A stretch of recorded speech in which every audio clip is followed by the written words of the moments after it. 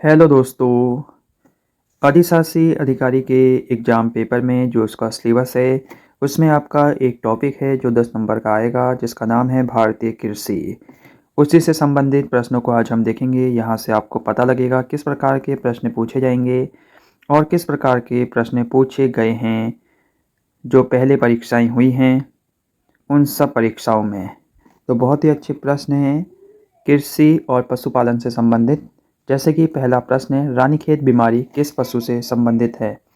ये प्रश्न बहुत बार रिपीट हो चुका है। रानीखेत बीमारी किस पशु से संबंधित है? तो राइट आंसर है सुअर, गाय, भेड़ या मुर्गी। तो राइट आंसर होगा मुर्गी। मुर्गी से संबंधित है रानीखेत बीमारी, इसलिए दोस्तों मुर्गी नहीं खानी चाहिए, मुर्गा आप खा सकते हैं। उसके बाद है पशुओं में खुरपका एवं मुंहपका बीमारी सामान्यतः किस मौसम में होती है। पशुओं में खुरपका और मुंहपका बीमारी उस मौसम में होती है जो मौसम निकल चुका है, यानी बरसात के मौसम में होती है पशुओं में खुरपका और मुंहपका नामक बीमारी। बहुत ही अच्छा ये प्रश्न है, बहुत बार रिपीट होता है।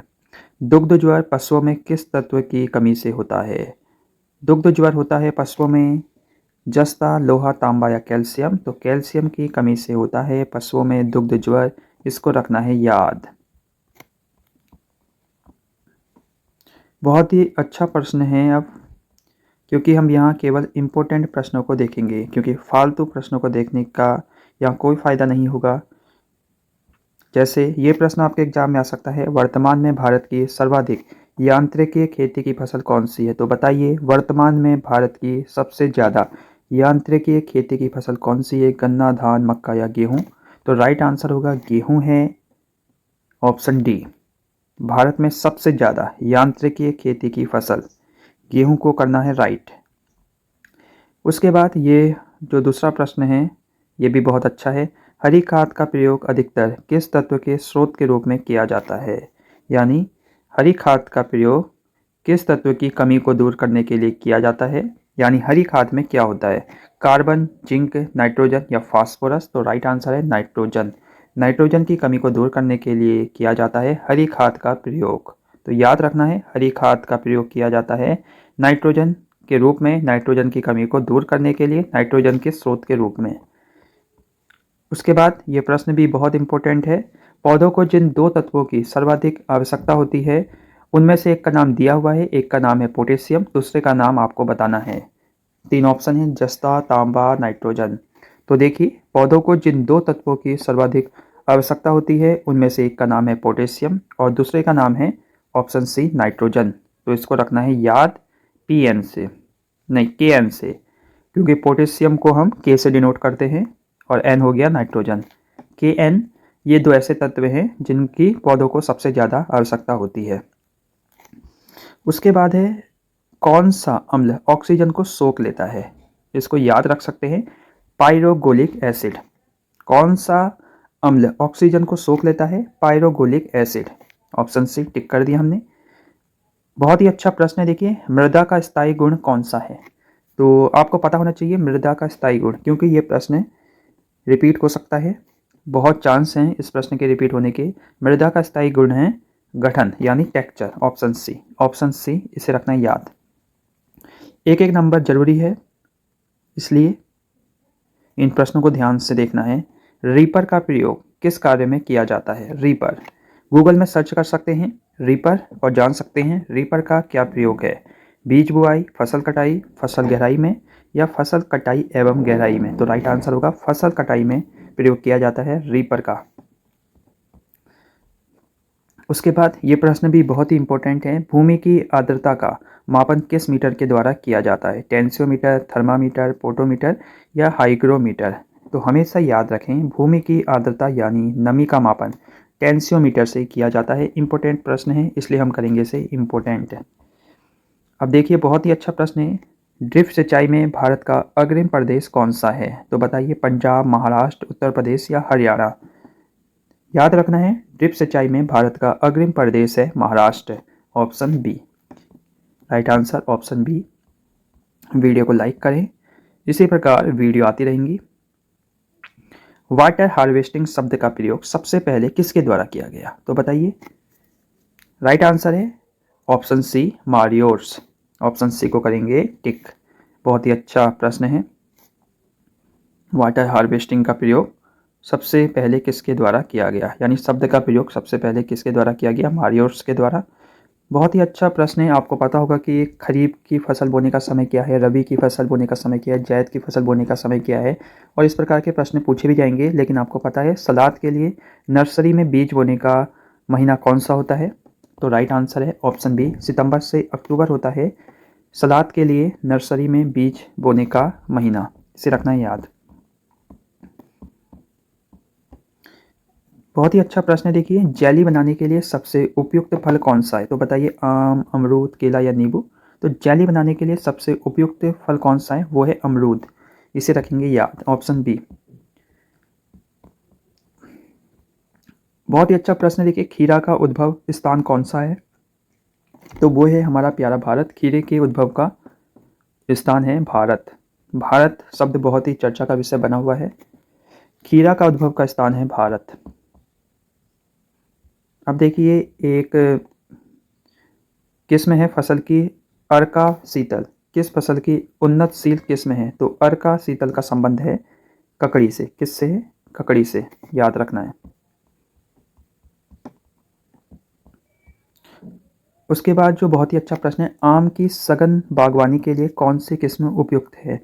अगर आपको आम की सघन बागवानी करनी है तो कौन सी किस्म उपयुक्त होगी निम्न में से? लंगड़ा, दशहरी, आम्रपाली या चौसा। तो राइट आंसर है आम्रपाली। इसे रखना है याद, आम्रपाली है आम की किस्म। परवल में परिवर्धन होता है तो वो होता है लताओं की कटिंग द्वारा। इसको भी याद रख सकते हैं, परवल को। उत्तर भारत में शकरकंद की लताओं को रोपने का उपयुक्त समय है। तो शकरकंद आप सबने खाई होगी। इसकी लताओं को रोपने का उपयुक्त समय है जून जुलाई, ऑप्शन बी। ये बहुत ही अच्छा प्रश्न है। मटर के बीज के अंकुरण हेतु उपयुक्त तापक्रम कौन सा होता है? तो बताइए, ऑप्शन सी 22 डिग्री सेल्सियस होता है मटर के बीज के अंकुरण हेतु उपयुक्त तापक्रम। कितना होता है? 22 डिग्री सेल्सियस। उन्हीं प्रश्नों को देखेंगे जो इम्पोर्टेंट हैं और जिनके आने की संभावना रहती है। जैसे सीड प्लांट तकनीक को आलू बीज उत्पादन के लिए किसने विकसित किया? ये क्या है? पुष्कर नाथ ने। वैसे ज़्यादा इम्पोर्टेंट नहीं है, लेकिन इम्पोर्टेंट ये है जो बहुत बार रिपीट हो चुका है। पूसा मंजरी किस सब्जी की उन्नतशील प्रजाति है? तो वो है लौकी। तो लौकी खानी चाहिए। लौकी बहुत ही अच्छी होती है, स्वास्थ्य के लिए कहा जाता है। उसके बाद है ललित किस फल की उन्नतशील प्रजाति है? तो ललित है अमरूद की। तो ऐसे भी आपको कुछ प्रजातियों के नाम याद होने चाहिए, क्योंकि अगर ऑप्शन में मिले तो आप थोड़ा समझ सकें कि ये किस प्रजाति की है। जैसे आपको पता लग गया जो ललित है वो अमरूद से संबंधित है, और अभी हमने एक और पर बताया था पूसा मंजरी। पूसा मंजरी लौकी से संबंधित हैं, ललित अमरूद से संबंधित हैं। तो इस प्रकार की इंपॉर्टेंट अगर पूछ ली गई तो आपको ध्यान रहेगा थोड़ा। आम की बीज रहित किस्म कौन सी है? देखिए, ये बहुत इंपॉर्टेंट है। आम की वो कौन सी प्रजाति है जिसमें बीज नहीं होता है? क्या आपने खाया है वो आम जिसमें बीज नहीं होता है? तो वो है, अगर आपको मिले तो उसका नाम है सिंधु। सिंधु आम आप मांग सकते हैं मार्केट में, जिसमें बीज नहीं होता है, अगर आपकी मार्केट में मिलेगा तो। जड़ का कौन सा भाग जल तथा खनिजों को शोषित करता है? तो वो करता है मूल रोम। क्या करता है? मूल रोम। याद रखना है, रूट हेयर्स, जो जल तथा खनिजों को शोषित करता है। अब यहाँ आपको साइंस के प्रश्न भी मिलेंगे। वाष्प उत्सर्जन किसके द्वारा मापा जाता है? तो वो मापा जाता है पोटोमीटर के द्वारा। इंपॉर्टेंट है, वाष्प उत्सर्जन किसके द्वारा मापा जाता है? पोटोमीटर के द्वारा मापा जाता है। कैल्शियम किसका एक प्रमुख अवयव है? तो कैल्शियम है क्लोरोप्लास्ट का प्रमुख अवयव। इसे भी याद रखना है। उसके बाद जो इम्पोर्टेंट है, गेहूं की फसल के विकास के लिए उचित तापक्रम है। तो बताइए, ये इम्पोर्टेंट है भारतीय कृषि आपके सिलेबस में, और पूछा जाएगा गेहूं की फसल के विकास के लिए उचित तापक्रम है। तो वो है 20 से 25 डिग्री सेल्सियस। इंपॉर्टेंट है, इसको बैठा लीजिए अपने दिमाग में।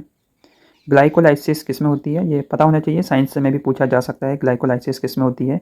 तो वो होती है साइटोप्लाज्मा में। किस में होती है? साइटोप्लाज्मा में। कोशिका, टिश्यू, सेल, ये चैप्टर आपने पढ़े होंगे, इसमें आपने पढ़ा होगा साइटोप्लाज्मा।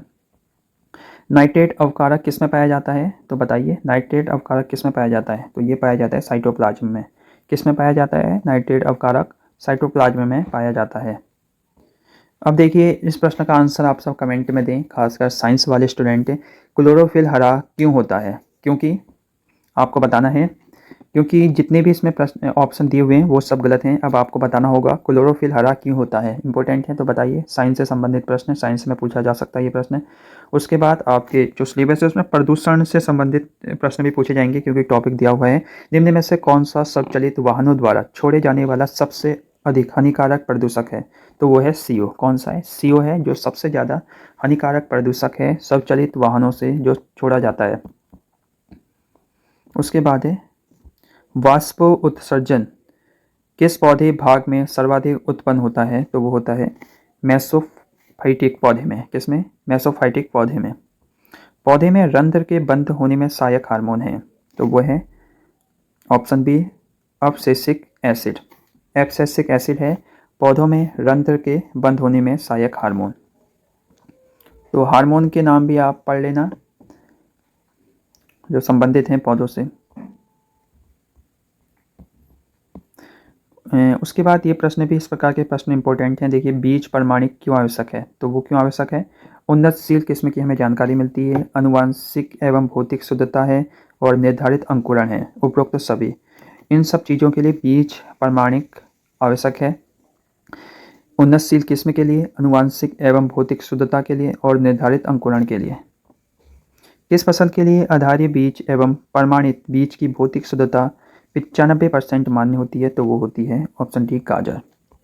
अब मिलते हैं हम कल इसी तरह। वीडियो को लाइक करें, चैनल को सब्सक्राइब करें और बने रहें चैनल के साथ।